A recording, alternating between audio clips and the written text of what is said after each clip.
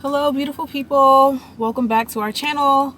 I am bringing you another Tessie Talks, and today's Tessie Talks is about student loans. So I asked y'all to ask me any questions you have on Instagram, and y'all submitted questions, so I'm going to answer all of them. Before I get into that, in my first Tessie Talks, I promised y'all that I think in the comments someone asked me to show the book I'm reading every Tessie Talks, and I was like, oh, that's a good idea. I forgot to do it last video, but I remember now. So right now I'm reading Hood Feminism. I'm pretty early into it. I'm not that deep into it. Hood Feminism, Notes from the Women That the Movement Forgot by Mickey Kendall. So far, it's really good. The premise is basically that mainstream feminism focuses on the needs of white women trying to be CEO, but it has a racial and class critique of mainstream feminism. So far, I'm enjoying my read. I also bought these, what is it called? Bookmarks. I got them from a black arts fair, and I can't remember who made them. Dang. It's a black owned business. I just can't remember. I should have got her name. But so one of them is a Lisa Bonet bookmark. If you watched our early videos, my nose was pierced, and I actually got inspired to get my nose pierced because I was watching A Different World and I saw Lisa Bonet's nose piercing, and I was like, that hoop is super cute. So then I got my nose pierced, but it closed, and I might get it again, who knows. Then I also got this Reading Rainbow bookmark. You know Reading Rainbow, it used to come on PBS. That used to be my show. So anywho, that's that. Let me get into the video. I don't have that much to say on the topic, but I will talk about my experience and everything. And obviously Joe Biden just did the whatever he did. He ain't forgive all the student debt. So unfortunately, I don't qualify. Everyone's talking about student loans again, and I was like, okay, let me share my experience and what my approach to the whole student loan situation is, because I have a lot of student loans, y'all. Oh, there's Tiana. Hey girl, they here? No, not yet. Hey y'all, so I took a little detour. I'm sorry about that. Tiana came and then we went to brunch, so there's a little detour, but I'm back and ready to finish this video. So first off, we get a lot of questions about loans, and the reason I usually don't answer them is because I haven't really been paying my loans back, so I just don't feel like I have a good sense yet of what it really feels like to be paying back my loans. So let me just explain that. So I have undergrad loans, and I also have law school loans. The bulk of my loans are from law school, lots of loans, 6 figures in debt. I started working October 2019, and there's a 6 months lull when you end school and when loans start having to be repaid. So I didn't have to start repaying my loans until December. So I paid my loans from December to March, and then when the pandemic hit, and then there was that freeze on repaying federal student loans, which has literally continued until today. So from March 2020 to September 2022, I have not paid my student loans. I literally have not paid these loans in 2.5 years, and I'll talk about that decision and why I decided to do that. But before, I was paying my loans back. What is that, from December? I may have actually made my first payment in November, just I was trying to get ahead of it. Sorry y'all, I can't really remember. This is a long time ago. It's almost 3 years ago at this point. I started making my loan payments, and I wanted to pay them down semi-aggressively, so I don't think I was paying the minimum. I was probably paying $100 or $200 over the minimum. My loan payments, they were $2,300 a month. Woo! Yes, $2,300 a month. That is steep, and I'm pretty sure I was paying a little bit more than that because I was just trying to knock them out or whatever. So from November to March I was doing that, but then I stopped. Not to even be dramatic, but that pause on student loans is the best thing that ever happened to me. Hands down, the best thing that's ever happened to me, because making those loan payments every month was so stressful. So just to give you some context, so I started working in October.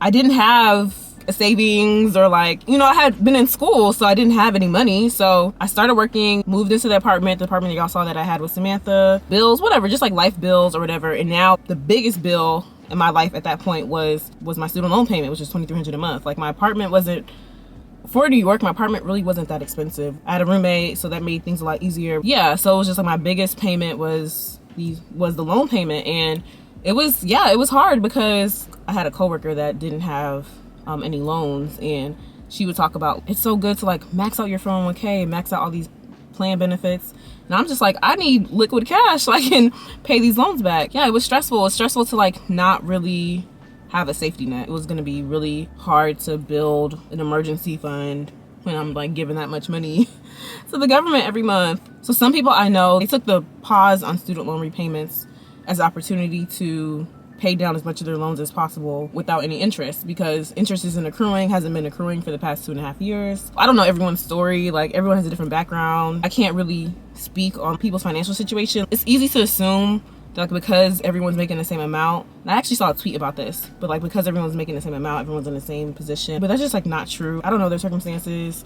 I don't know if they had savings accounts or not, what kind of cushions they had. I don't know. Maybe they had none. Maybe they had less or more than me. Like, who knows? But some people decided to do that. For me, I was just like, now I'm not making these huge payments. This is my time to finally have a savings, like a real savings. As y'all saw, me and Samantha were able to purchase a home, which honestly, saving up money for a down payment would not have been realistic if I was paying $2,300 a month to the government. Like, it wouldn't have been realistic. I probably wouldn't have even been thinking about that. I would just been like, any extra money I had, I was probably just gonna be throwing it to the government. So I just feel like COVID changed my whole plan. Sorry, y'all, there have been so many technical difficulties. My battery died. I'm back again. That was my plan, to just be as aggressive as possible, pay them down as quickly as I can. My whole perspective just changed when this pause happened. I was like, now's my time to kind of like get myself situated and feel like I'm paying from a place of stability instead of paying my loans back from a state of like, oh my God, I gotta pay my loans back. Like, if I lose my job, whew, that would have been horrible. Once the freeze happened, I was finally building a savings. Me and Samantha were able to literally purchase an investment property. I was able to purchase a vehicle, things like that. Like, it just really allowed me to start my life. I think it's kind of like, it's flipped, because if I would have just been paying it, I would have just been like paying my loans for like however many years, and then I probably would have started my life. But because of the pause, I'm like, I can do these things now. I don't think there's a right or wrong answer. I'm comfortable with the way I approach this whole loan pause thing. I think that now, when I do have to start repaying it in January, I'll be paying it back from a place of like, okay, I can do this, instead of from a place of like, oh, this is uncomfortable. But because I've taken this, what will be almost 3 years, to just stop paying them back, pay back one loan that I needed to, and then kind of build my financial security with even like having an HSA now, being able to like have an investment property that's like another source of income, having a vehicle just because I wanted one, and like be able to get around. Like, now I can pay it back and feel a little bit better about it. So that was my approach. I'm gonna go to the questions y'all asked. I think that covered most of them, but just in case it didn't. So I found a poll question that I put up, so I'm just gonna probably just go in order. So one person said, I'm not gonna say the names, because I don't know if like people were like asking this in confidence, so I'm not gonna say the names. But one person said, how aggressively have you been paying down law school debt? I think I answered that. I haven't been paying down my law school debt. I paid down a little bit of it from November 2019 to March 2020. And then once the government announced that we didn't have to pay them back anymore, I stopped and focused on like building my life. And I haven't paid them down since, but I did pay down my private Duke loan, but that's about it. So I still have almost all of my debt still. Someone said, how much did you start with? How much do you pay a month? And how much do you owe now? I started over $200,000. How much do you pay a month? I was supposed to be paying $2,300 a month. And then once my private Duke loan repayment started, it would have been even more. I don't know how much more. I don't know how much my monthly payments for that Duke loan would have been, but I paid it off in one chunk without any interest. How much I owe now? Pretty much similar to what I started with. I haven't paid down that much. I only was paying down for like 4 months, and then I paid down my Duke loan. So, are you on an income-based payment plan or the standard 10-year plan, and why? I didn't know there was a standard 10-year plan. I had Great Lakes. I do remember putting in my income. I don't know. Yeah, I think if you make under a certain amount, I don't know what the amount is, they start adjusting your payments for your income. But if you're over that amount, they just kind of give you a certain amount to pay back. I don't know. Actually, I'm not sure. I don't remember. Sorry about that. How manageable are student loans with a big loss salary? I would say for me, I thought it was stressful. I think that now, once I start repaying it again in January, I think it's still going to be a little bit stressful, but I'm hoping it won't be as stressful as it was when like I started working the first time, just because I'm in a better position now than I was then. So, would you go to Columbia Law again or to a lower ranked school for free? I would go to Columbia again. I think you're asking that because you're asking, were the loans worth it? That's the reason why I used to not really respond to this question, is because I don't think I have a good sense yet of whether the loans were worth it, because the pandemic just changed so much. Of course, it's felt worth it because I haven't had to pay them back. But once I start paying them back in January again, maybe I'm going to be like, this was not worth it. But I doubt it.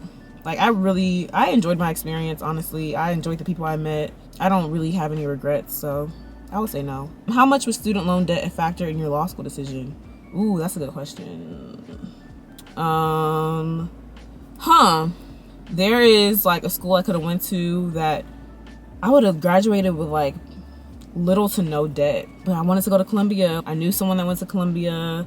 That person had a good experience. I wanted to go into big law. Columbia gave me a better shot at that.